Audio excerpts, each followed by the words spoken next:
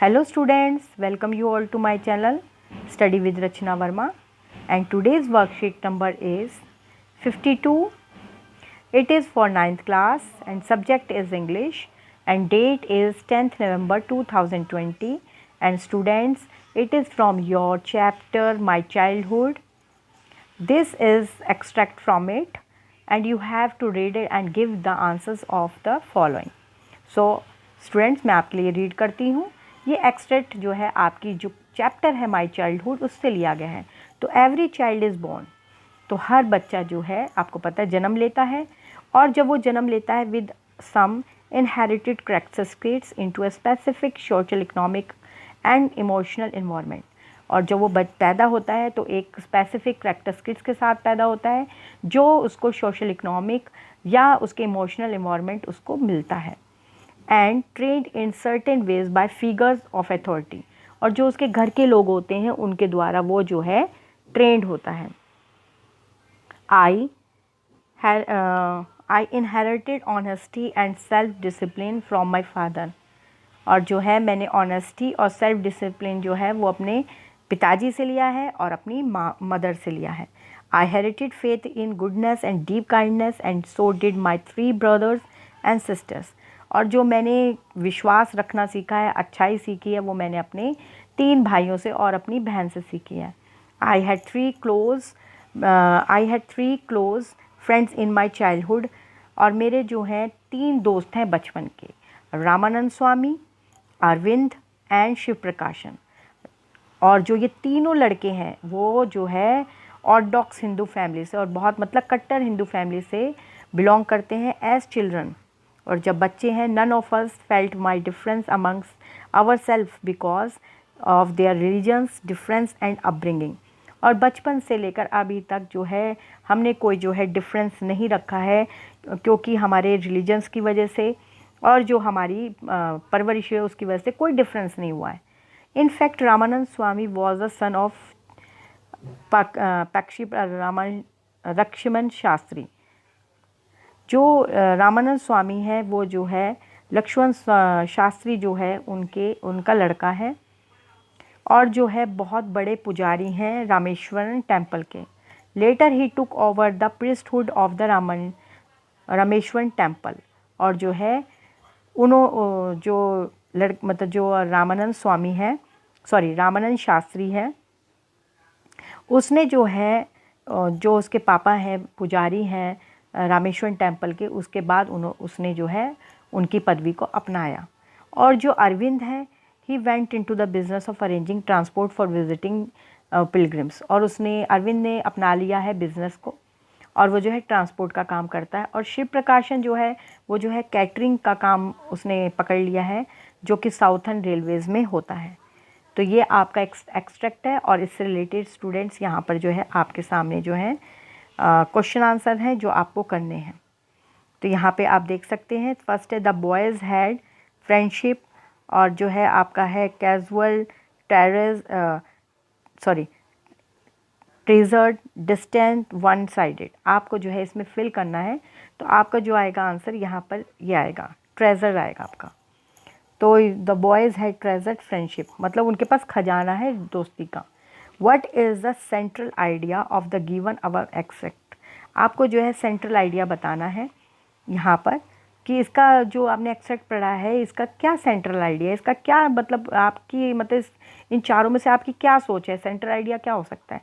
तो everything depends upbringing Leo Tolstoy, या discipline is the bridge between goal and the accomplishment Jim Rohn, मतलब ये आपके सामने एक कोटेशंस दी हुई हैं। आपको ये बताना है कि इस जो आपने एक्सट्रैक्ट पढ़ा है इसमें से ये 4 में से कौन सा इस पे फिट होता है।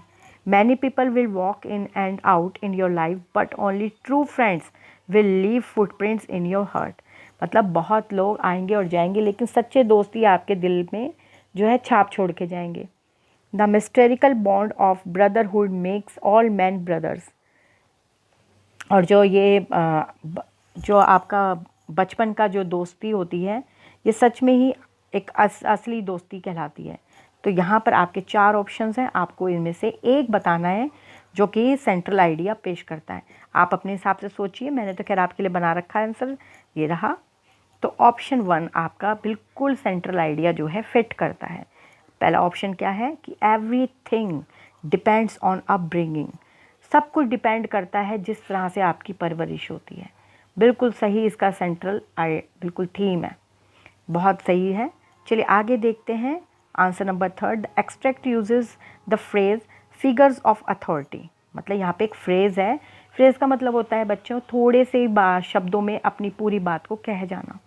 तो the extract uses the phrase figure of authority, which of the following expressions is incorrect with respect of the word figure.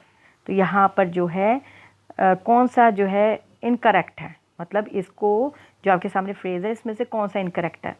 Sign, shape और आपके मिसइंटरप्ट और आपका नंबर्स। आपको बताना है कि इनमें से जो है इनकरेक्ट कौन सा है। देखिए मैंने आपके लिए आंसर लिखा ही हुआ है, तो ये है नंबर्स। तो आपका जो है नंबर्स इनकरेक्ट है, यानी कि जो आपका एक्सट्रैक्ट में यूज़ हुआ है ना फिगर्स ऑफ अथॉरिटी, तो उसके लिए नंबर्स जो है फिट नहीं बैठता है। यहाँ पे साइन, शेप और जो है मिसइंटरप्ट, ये सारे ऑप्शंस जो हैं फिट बैठते हैं। आगे देखते हैं। Choose the opinion that lists the set of statements that are true according to the given extract. He inherited faith in goodness from his mother. His sister inherited honesty from her mother.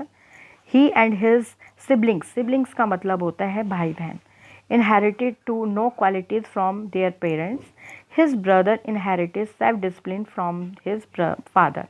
तो आपको जो है ये 4 option में से statement जो है सही बतानी है।